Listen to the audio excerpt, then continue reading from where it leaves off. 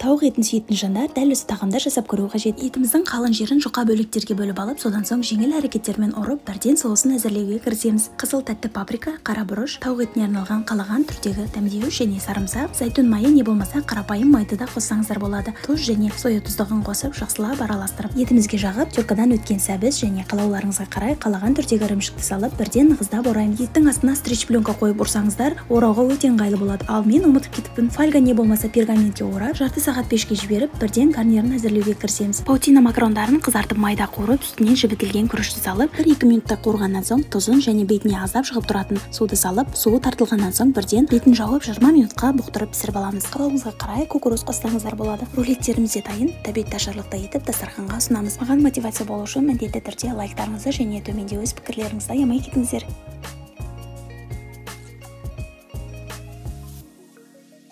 Қалып қойған сметананы жаратып тастайын деп, ұнға қопсытқышпен сармайды салып, крошка жасап алған соң бір жұмыртқа және қалып қойған сметананы салып, жұмсақ болған қамырды тындыруға қойдым. Өте дәмді начинканы дайындау үшін дәл осы ирисканы қолданып көріңіздер. Ұсақталған жаңғақты 2 ас қасық ирискамен бірге араластырып, жақсылап демалып алған қамырымызды жұп-жұқа етіп, домалақ етіп жайып алып, дәл осылай 8 бөлікке бөліп, бірден начинкасын салып, дәл осы көріністе орап алдым. Орау барысында алдын ала духовканы 180 градуста қыздырып алып, бірден духовкаға жіберіп қып-қызыл етіп пісіріп алдым. 30 минутта өте дәмді болып пісіп шыққан тәттілерімізді міндетті түрде сіздер де әзірлеп көріңіздер. Ал маған лайктарыңызды аямай кетіңіздер.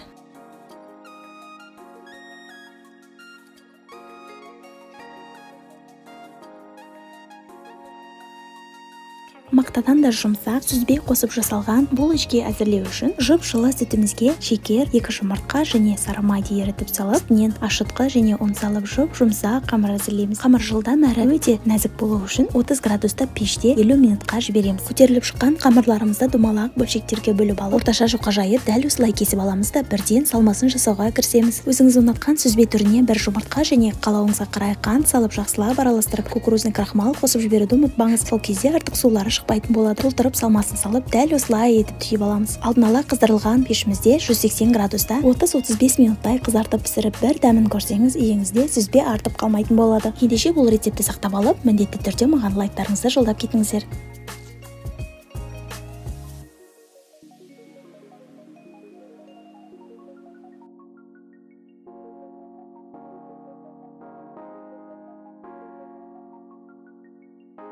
Қарапайым болып көрінгенімен, неге енді жасап дәмін бір көрмеске деп, Инстаграмда хит болып жатқан бұл тәттіні мен де жасауға кірістім. Төменде көрсетілген барлық ингредиенттерді араластырып, жұмсақ қамыр илеп, домалақ бөлшектерге бөліп алдым. Жұқа жайылған қамырдың арасына шекер мен жұмыртқаның ағын көпіртіп, 1 шай қасықта аса толтырмай безе және де жаңғақ салып, осылай қарапайым тәсілмен бүгіп алдым. Алдын ала 150 градуста қыздырылған пешке жіберіп, бетін ашпай 35 минуттай қызартырып алдым. Бірінші листім жарылып кетті, ал екіншісінің әдемі болып шығуының басты құпиясы аса толтырмай начинка салып, төменгі градуста пісіру екен. Ендеше жай ғана сақтап алмай, сіздер де әзірлеп көріңіздер.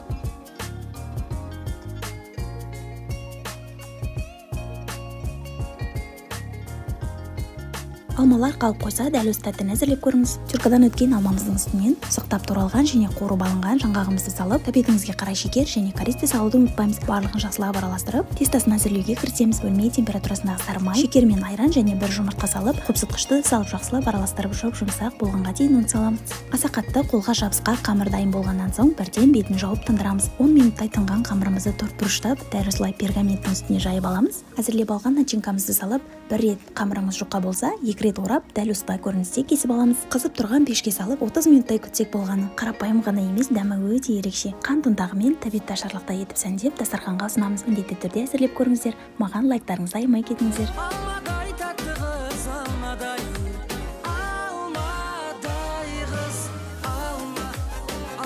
Жарылмайтын тефтелдерді әзірлеу үшін майсыз тартылған етке түркадан өткен пияздың артық суын сығып саламыз. 2 ас қасық жібітілген күріш, қара бұрыш, тұз, міндетті түрде ұн қосамыз. Жақсылап бір араластырып алғаннан соң бір көлем жиетіп, осылай нығыздап алып, содан соң барып шариктер жасаймыз. Нығыздалған шариктер суда мүлдем жарылмайды. 1 аптаға тоңазытқышта сақтасаңыз да болады. Өздеріңіз ұнатқан сорпаны әзірлеп, ең дәмді дәмдегіштермен бірге 10 рет қайнатсаңыз да жарылмайтын шариктерді салып, баяғы отта 30 минутқа қалдырамыз. Жарылмайтын тефтелдеріміз дайын, міндетті түрде әзірлеп көріңіздер.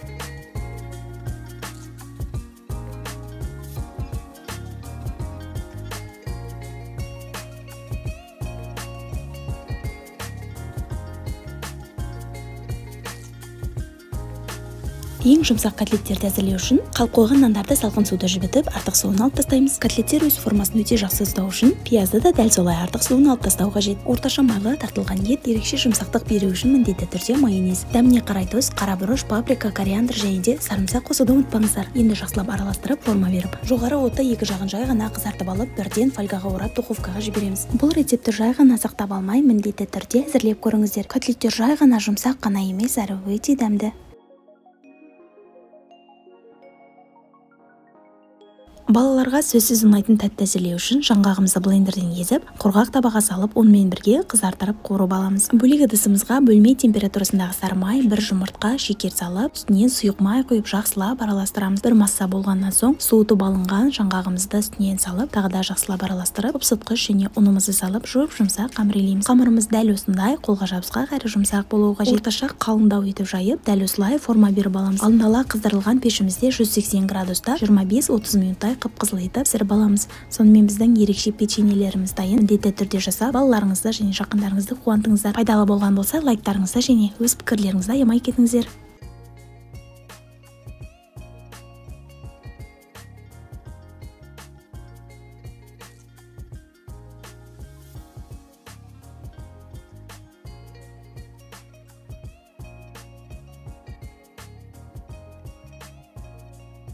Өгілмелі ауызда еритін өте дәмді печенье дайындаймыз. Ол үшін бізге 500 грамм жоғары сұрыпты ұн, 82% 200 грамм сары май, бір шай қасықты қопсытқыш және де ванилин салып крошка дайындаймыз. Бір жұмыртқа және 200 грамм сметана саламыз. Жұмсақ қамырлейміз. Қамырды 20 минуттай тындырып алып, бір көлемді бөлшектерге бөліп аламыз. Каналымда жаңадан болсаңыз, міндетті түрде лайк батырмасын басып, және де менің YouTube каналыма жазылуды ұмытпаңыздар. Мен онда күнделікті ерекше рецептер бөлісудемін.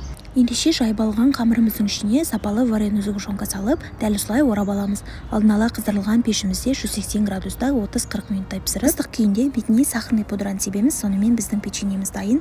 Барлықтарыңызға ас болсын.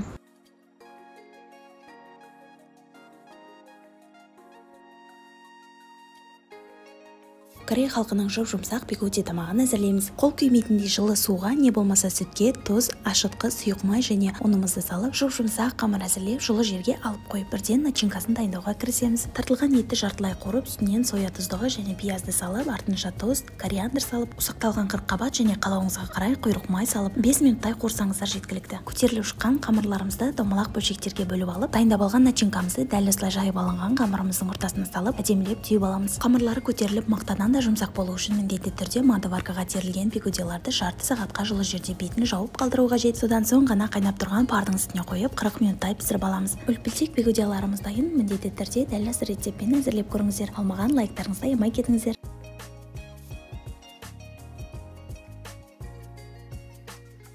Ең дәмді етті салатты әзірлеу үшін лавр жапырағы, тұз, қара бұрыш қосып, етімізді қайнатып аламыз. Қияр, пияз, сарымсақ, кориандр, қара бұрыш, тұз, шекер, сірке суын салып, бөлек ыдысқа ащы бұрыш және тәтті бұрышты салып, үстінен қызып тұрған майды құйып жақсылап араластырып, дайын салатымыздың үстінен құямыз. Салатымыз одан әрі дәмді болу үшін соя тұздығы және де қалаған түрдегі көкөністерді қоссаңыздар болады. Сонымен біздің етті салатымыз дайын. Міндетті түрде әзірлеп көріңіздер. Алмаған лайктарыңызды аямай кетіңіздер.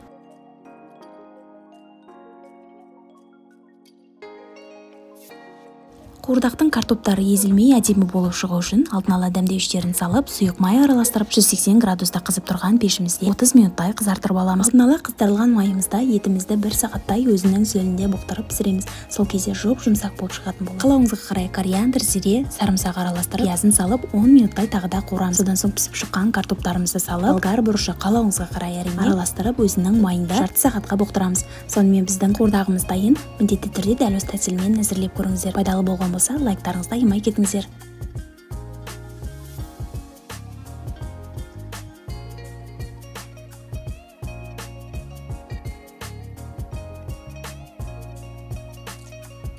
Үй жағдайында әзірленген стейк қалай болады екен деп балғын сиыр етін алдымен ұрғылап алдым. Содан соң дәміне қарай тұзын, дәмдеуіштерін салып 3 сағатқа қалдырдым. Етіміз жұмсақ болып пісіп шығу үшін қызып тұрған табаға міндетті түрде сары май, хош иіс беретін розмарин және сарымсақты да ұмытпаймыз. Маринадқа тойынған еттерімізді қып-қызыл етіп екі жағын қызартырып, бетін фольгамен не болмаса арнайы етіп пісіруге арналған пакетке салып, жарым сағатқа 150 градуста пеште пісіріп алдым. Жұмсақ хош иісті стейктерім дайын. Қалай болып шыққанын стейктердің өзі айтып тұр. рецепті сақтап, міндетті түрде лайктарыңызды аямай кетіңіздер. Жай ғана сақтап алмай, міндетті түрде дәл осы тәсілмен әзірлеп көріңіздер.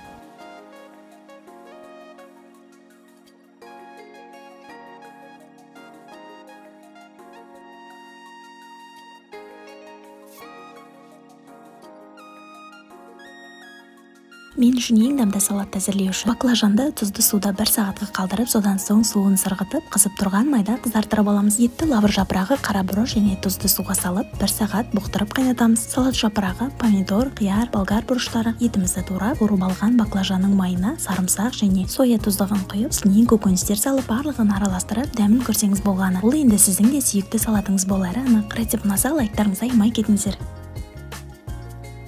Сол барлығымыз білетін танымал стрипсыларды әзірлеу үшін ұнға жұмыртқа, тұз, қара бұрыш, паприка және су қосып, барлығын жақсылап араластырамыз. Тауықтың төс етін дәл осылай ұзыншақ етіп турап, дайындап алған клеярға салып, жақсылап араластырып, бөлек ыдысымызға тағы да ұн, тұз, паприка, міндетті түрде кукурузный крахмал жақсылап араластырып, клеярдағы тауықтың төс етін алып, дәл осы кукурузный крахмал араласқан ұнымызға малып аламыз. Енді баяу отта қуырып алсақ болғаны. Сол барлығымыз білетін танымал стрипсылар дайын. Міндетті түрде дәл осы рецептпен әзірлеп көріңіздер. Маған лайктарыңызды аямай кетіңіздер.